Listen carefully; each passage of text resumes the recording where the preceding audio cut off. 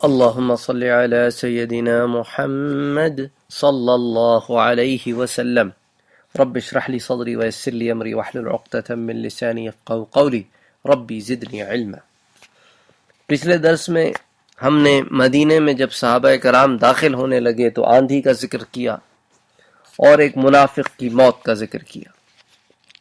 اب اسی سلسلے کو آگے لے کے چلتے ہیں، اور جس کو علماء کرام نے سیرت کی کتابوں میں ناقے کی گمشدگی کے عنوان سے لکھا، یعنی ناقہ یعنی اونٹنی کی گمشدگی۔ اب اس واقعے کو لے کے چلتے ہیں۔ اب اس میں دو پہلو ہیں جو ہمارے سامنے آئیں گے، اور یہ دونوں پہلو بہت امپورٹنٹ ہیں۔ تو ناقے کی جو گمشدگی ہے اس کا ریزن یہ ہوا کہ جب آندھی آئی اور شدید ہوائیں چلی، اور صحابہ کرام کو یوں معلوم ہونے لگا کہ گویا ہمارے پاؤں اکھڑ جائیں گے، ہم زمین میں دفن ہو جائیں گے، ایسی شدید آندھی۔ تو اس آندھی میں حضرت صلی اللہ علیہ وآلہ وسلم کی ایک اونٹنی گم ہو گئی۔ صحابہ کرام نے بہت تلاش کیا لیکن کہیں نہ ملی۔ تو اس دوران ایک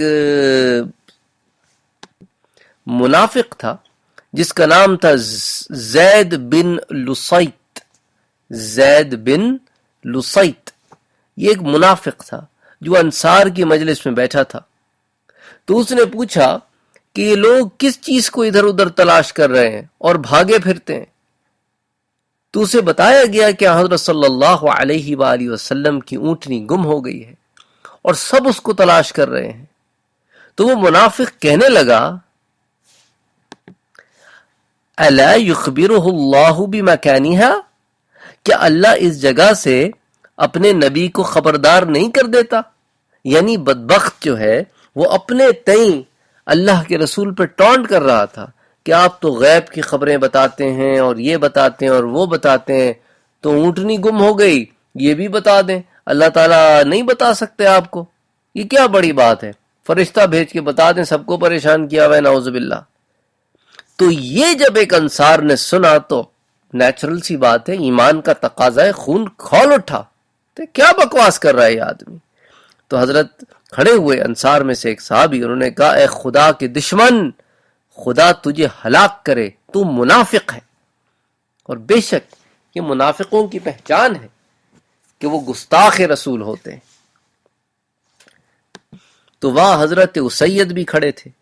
حضرت اسید نے اس شخص کو جو منافق تھا، جس کا نام میں نے آپ کو بتایا زید بن لصیط، اس کو جھڑکتے ہوئے فرمایا کہ اگر مجھے حضور کی ناراضگی کا خوف نہ ہوتا تو میں تیرے اندر سے نیزہ پار کر دیتا، لیکن چونکہ حضور نے ہمیں منع کیا ہے اس لیے ہم اس کے پابند ہیں۔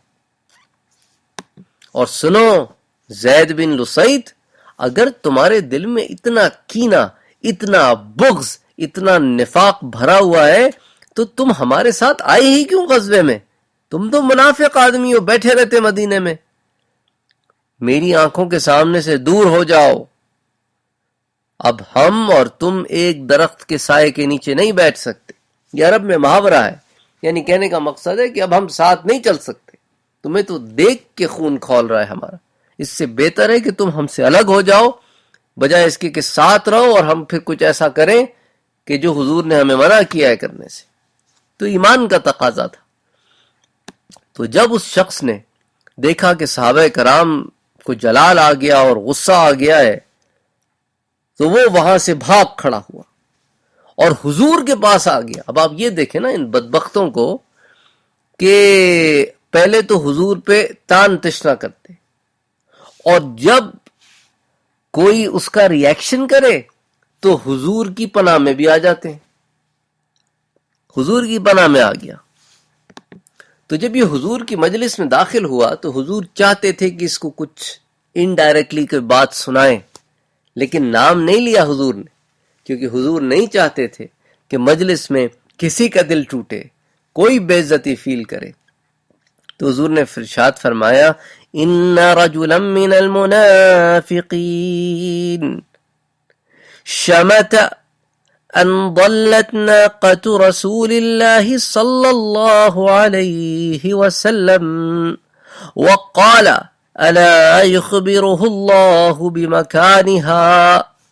حضور نے فرمایا ان رجلا من المنافقین، کہ منافقوں میں سے ایک آدمی ہے، شمت ان ضلت ناقۃ رسول اللہ صلی اللہ علیہ وسلم، اس نے اس بات پر خوشی کا اظہار کیا کہ حضور کی اونٹنی گم ہو گئی ہے.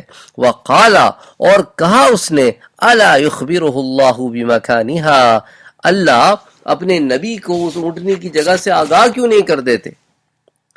تو سن لو، ان اللہ تعالی قد اخبرنی بمکانہا، تو سن لو اللہ نے مجھے اس کی جگہ سے باخبر کر دیا ہے.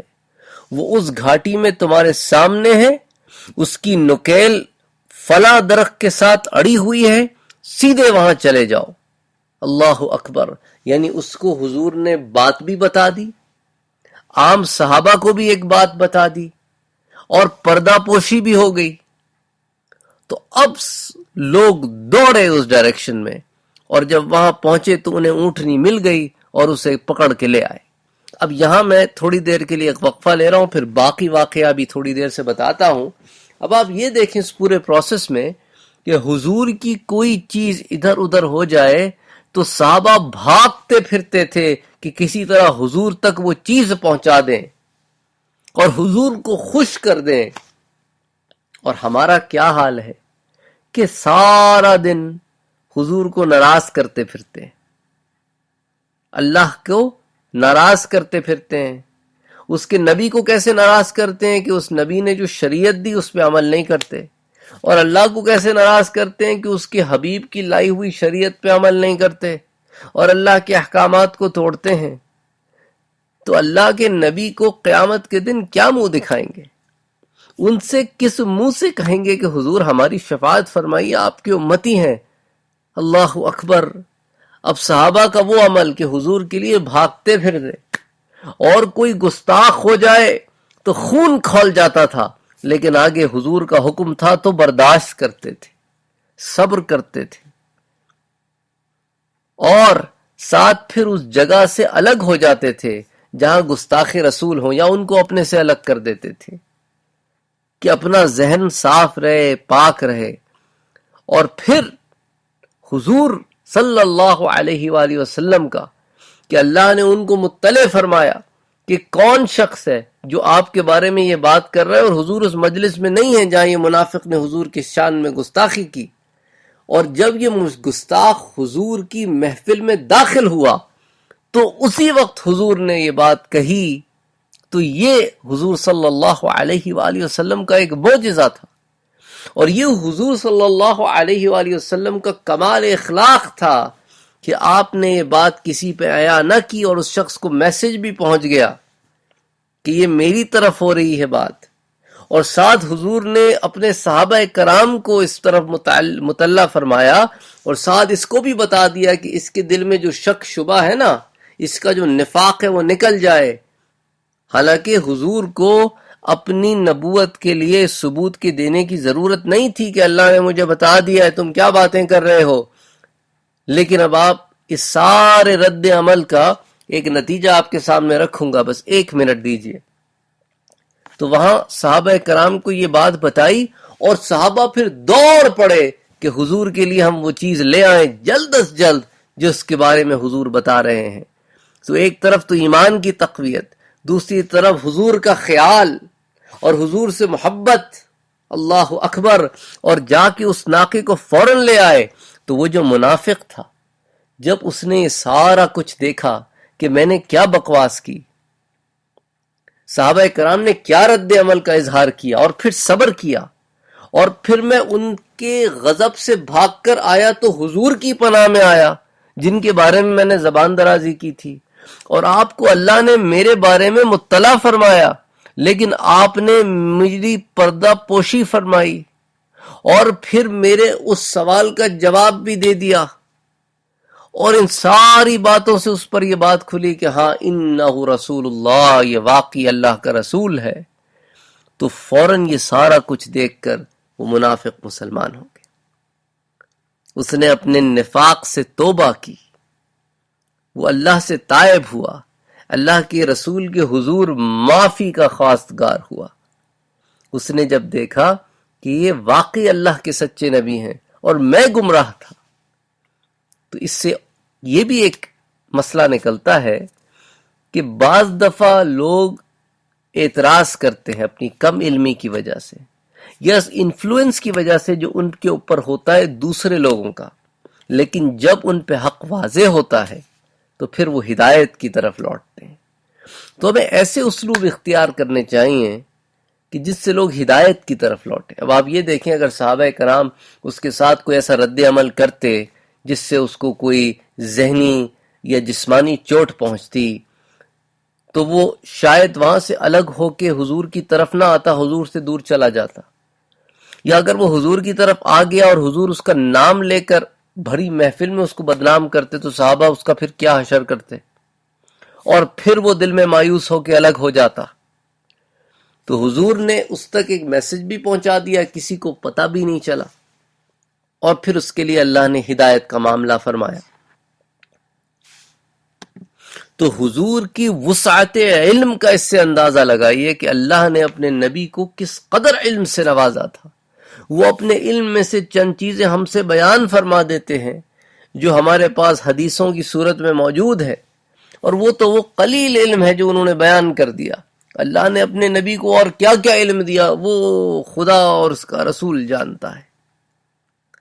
تو اس واقعے سے ایک طرف تو ہمیں یہ بھی پتہ چلا کہ حضور کی وسعت علم پر اعتراض کرنا منافقین کا شیوا ہے. اہل ایمان تو اس بارے میں سوچ بھی نہیں سکتے.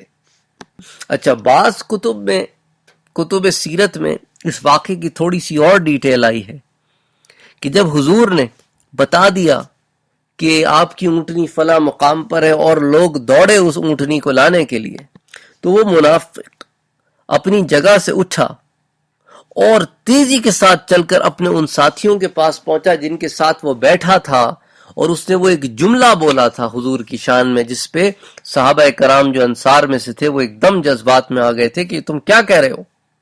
تو واپس ان کے پاس آیا اور اس کو آتا دیکھ کر ان لوگوں نے پھر رد عمل کا اظہار کیا. انہوں نے کہا خبردار ہمارے قریب نہ آنا.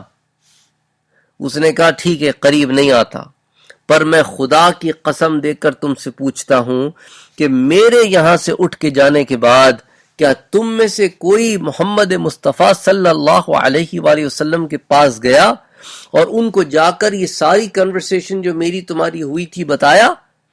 تو ان سب نے ایک زبان ہو کے کہا خدا کی قسم ہم میں سے کوئی اس جگہ سے نہ اٹھا، اور حضور کے پاس جا کر اس بات کو بتایا. تو یہ سن کر اس شخص نے کہا کہ ان کے بارے میں جو کچھ میں نے یہاں کہا تھا وہ ان کو معلوم ہو چکا ہے، جس کو میں نے خود سنا. اس لیے میں گواہی دیتا ہوں کہ محمد مصطفیٰ صلی اللہ علیہ وآلہ وسلم اللہ کے رسول ہیں. بس یوں سمجھ لو کہ اب سے میں مسلمان ہو گیا ہوں اور مسلمان ہی رہوں گا، اور میں تائب ہوتا ہوں. اب سے پہلے میں ڈھونگی تھا، مسلمان نہیں تھا، نفاق سے بھرا ہوا تھا، پر اب اسلام کو قبول کرتا ہوں.